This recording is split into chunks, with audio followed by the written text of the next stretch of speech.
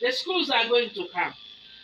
However, my brothers and sisters, we cannot wait. We cannot wait until government builds classrooms. Because today as I talk, we need children to be learning. So what are we going to do? To make sure that our children can study. We must have some solutions. What can we do to help ourselves such that our children do not sit at home? Even as government, I sit where I sit, I know that Minister of Education really tries. They are trying to get the resources we need. But those resources are not going to come quickly. Should the children sit at home because there are no classrooms? Same to the teachers. We don't have teachers. So for these tough problems, I'm proposing that we have some self-help solutions in the interim. He talked about us getting the old students. I think in the interim we can have some shelters and mobilizing old students. We can come up with some 2 million to put up an interim shelter so that our children can study. And it is good STEMA is thinking about this coming here, but I know you are promising to build for us, but we are living outside. Can we have some tent in terms of teachers? How can we quickly mobilize teaching staff? We need, but in the interim, we need a solution.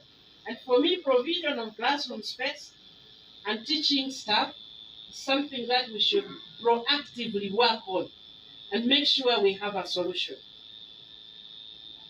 The other issue is model schools. You mentioned the model schools. Madam Dio, your model schools won't work because you systematically selected the worst schools.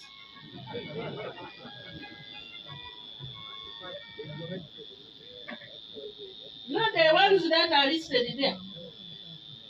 Kadokole got 0 first grade. Matankole got 0 first grade. Petete got 0 first grade.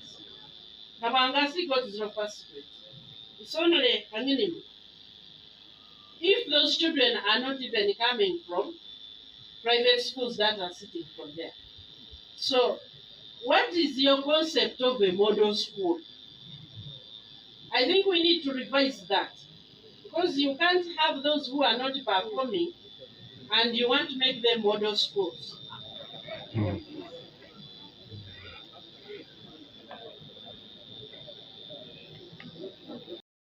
And learn some new trick and take it back. Some children can come sit in there and learn something and go with it. So the concept of just choosing any school, then that concept will not work for us. Members, I want to propose that we take the decision for children being in school out of the hands of the parent. No neighbor should be allowed to have their children out of school. Let's make this a collective decision. No parent should decide, because this is a government policy. Parents who don't want to take their children to school should be in prison, because they are sabotaging the future of the nation.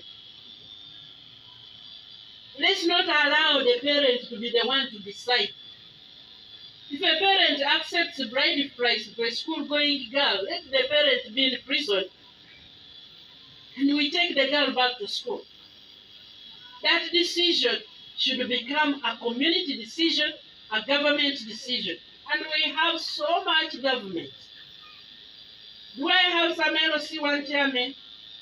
No. LC2 chairman. We invited LC2 chairman. LC3.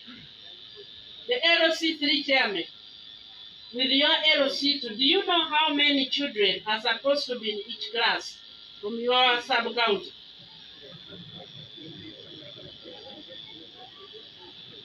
No, this is serious. This is government. This is governance. You cannot rule over what you don't know. The LC3 chairman, you were elected by the people.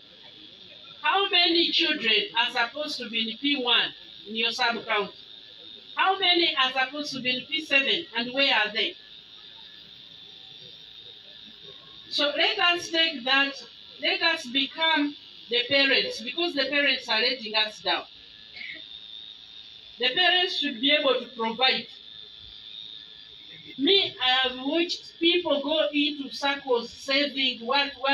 Anybody who wants to educate their children can get a book. Because they save money every week. They go and dig for someone and they get some money to buy, to save. Why can't you buy an exercise book for a child or a pencil? So we need now to have some enforcement. Otherwise, we are going to be in trouble in a few years.